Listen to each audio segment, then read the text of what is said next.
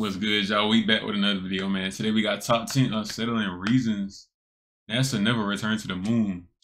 I feel like they never been to the moon to begin with. But, you know what I'm saying? That's never here or there. So we can get to the video. You know what I'm saying? From It's a Death Trap to Aliens I feel like they never been there. In today's list, we're going to go over some real quotes from NASA and astronauts, as well as some theories as to why we have never in 50 years gone back to the moon. I'm Melissa Melotti, your host, and here are your top 10 unsettling reasons NASA never returned to the moon. In our number 10 spot, we have It's a Death Trap. An unsettling reason for not returning to the moon would be because it's supposedly a bit of a death trap. Apparently, the moon's surface is littered with craters and boulders that threaten safe landings. Well, yep, that checks out as one of the biggest reasons. Why would we risk all that hard work and money if once we're finally there, the craters on the moon are the reason for the project to fail? We should definitely maybe send some moon rovers there to help us figure out that equation first. Apparently, before the first landing, the US government spent billions to develop and launch and deliver satellites to map the surface of the moon, but they still can't predict meteorite impacts that might happen after. I mean, that happens though. Anyways, it's a mission just to plan the landing, and even still, they'll never 100% know that everything will be fine. I can see why they may be hesitant. In our number 9 spot, we have the ending of the Cold War. One of the reasons it is said that we never returned to the moon was because the Cold War ended. Initially, getting to the moon, well, it was a race against Russia. NASA, as we know, won and got to the moon first. As we know, you heard what she said. They still wanted to go back to get a ton of research before Russia. But once the Cold War ended, the tension and competition wasn't as high. Yeah, that makes sense. That to me isn't really a good enough reason to not have gone back to the moon in, the last 50 years. But I could definitely see it being a motivating factor for not needing to go back as quickly. In our number 8 spot, we have theoretical benefits. Allegedly, the benefits of going back to the moon are largely theoretical. Of course, scientists believe that potential research would be a key reason to go back, but it doesn't seem to be a good enough reason. Apparently, this isn't a practical reason, and the risks would be too high for such an adventure to occur. If the moon were to eventually be used as a refueling place for larger expeditions, then that's a different story. But as it is, there isn't a good enough reason to return, and the government doesn't want to throw away billions on the possibility of benefits. Makes sense. In our number 7 spot, they cap, bro. It is on cap, bro. This one is probs one of the biggest and most likely reasons. How is it low funds, bro? When y'all make the money, bro, like doesn't already have a ton of funds for research purposes, but imagine how much more they would need to get to the moon again. They would have to build a whole new rocket, which I don't know how many employees that will take. Plus, you have to pay the astronauts a ton, plus all the I don't get it, bro. They make the money, right? So what they mean by low funds, like, y'all make the money.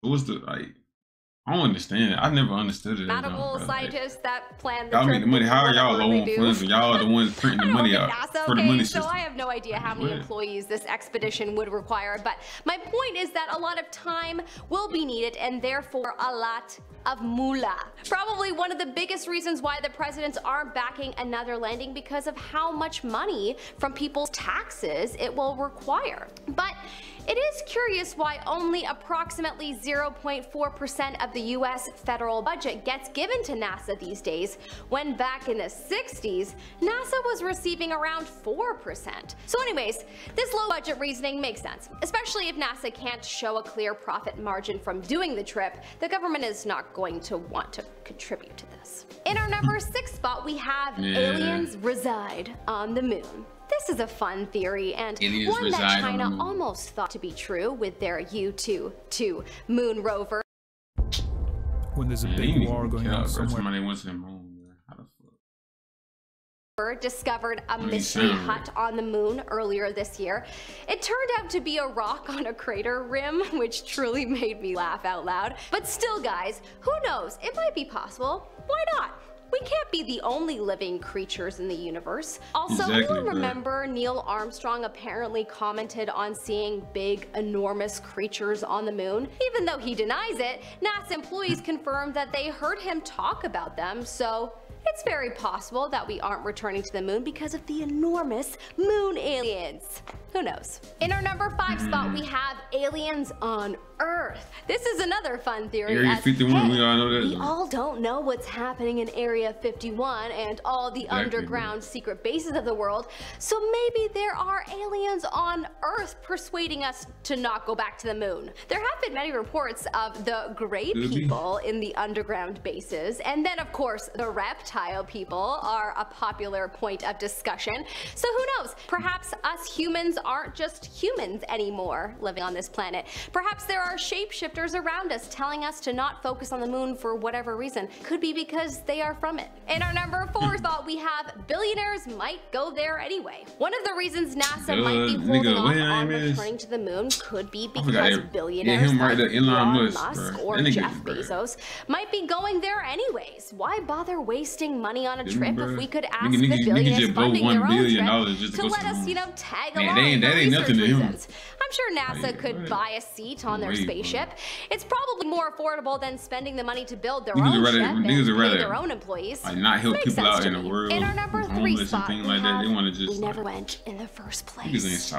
Well, obviously this is a popular one in the online forum chat rooms. The infamous debate: did we even go to the moon ever, or was it filmed in a Hollywood studio? Well, look, I guess it could be possible. They could have a Hollywood-style studio in Area 51 where they filmed it, and then none of the employees would say anything because they've already sworn to secrecy anyway. Or perhaps their memories could have been wiped and they wouldn't remember anyway.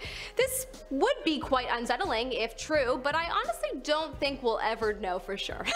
I wish I could go to NASA, watch the astronauts get in the spaceship, watch it take off, and then watch it land days or weeks later. Then I would be 100% convinced. If you or if you know someone who has done this, please share your experience in the comment section below and make all the non-believers believe.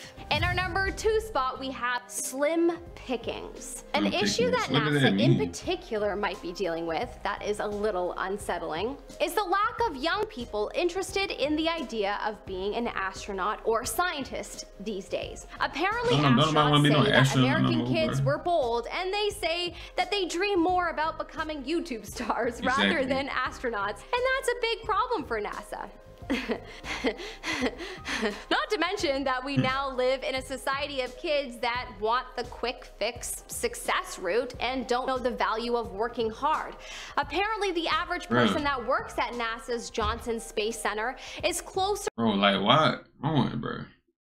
Why would we work? Why would you work for somebody when you could just make more money doing this shit by yourself, bro? Like go find something that you love to do by yourself and then do this shit by yourself.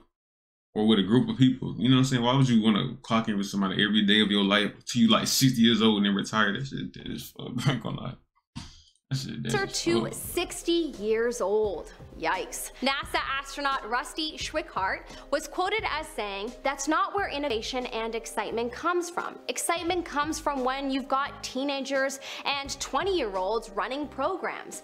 When Elon Musk lands a rocket booster, his whole company is yelling and screaming and jumping up and down." Honestly, it makes sense. Young people aren't, worn out yet and still see life in so much color, and that is what is required for new creative ideas to flow. In our number 1 spot, we have political reasons. Political reasons? Pfft. Why is it always about politics? Well, apparently this is the number 1 reason that NASA has not returned to the moon. Apparently this reasoning has been spoken out quite often over the last while. In 2019, NASA's administrator, Jim Bridenstine, reportedly said that, quote, "If it wasn't for the political risk, we would be on the moon right now. In fact, we would probably be on Mars." There is much speculation as to what the heck that means, but perhaps another country with more power than the US might have a hold on them. Or, by political risk, do they mean that it would be such a large spend of people's tax dollars that it may be hard for one party to be re-elected? In any case, that statement is so vague, and the people should really be harder on NASA to just, tell the truth. It's one thing if we're not going there because it's not necessary. It's another if we're not going there to be strategic for election time. Well, that's all I have for you today, folks. Hopefully we return to the moon again in my lifetime. I would like to see that. See me, I'm like I gotta see it to believe it type zone. So I'm not even feel me all day. I went to the moon, I did this, and nigga, I gotta see that shit, nigga. You gotta, nigga, I gotta see this with my 2 eyes. Feel me? But hopefully you guys like the video, man. And yeah, man. See y'all tomorrow, bro.